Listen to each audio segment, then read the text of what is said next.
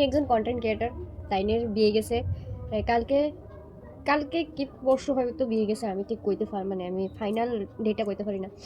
কিন্তু তাইনের প্রোফাইল থেকে একটা ফটো বা একটা ভিডিও পোস্ট করছে না প্রথমত, মানে আমি কালকে দেখছি ভিডিওটা 2 দিন পর বানাইতেছি, ওই দিন আমি দেখছি না তাইনের প্রোফাইলে যে একটা ফটো বা একটা ভিডিও।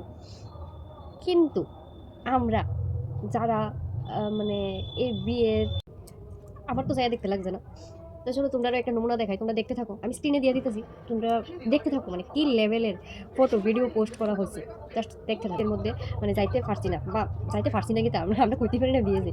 সো কিন্তু আমরা বাড়িতে বইয়ে থেকে আমরা সব কিছু দেখছি, আমরা মালা বদল থেকে শুরু করে গায়ে হলুদ, মেহেন্দি প্লাস সিঁদুরদান সব কিছু দেখছি আমরা, মানে আমরা যাইয়া দেখতে লাগছে না, প্রশ্নই ওঠে না। আমার মনের মধ্যে কৌতূহল নাই যে আমি ওনার বিয়ে অ্যাটেন্ড করতে পারছি না, কে লিখে কৌতূহল থাকবো, কে লিখে মনের মধ্যে একটা আফসোস থাকবো।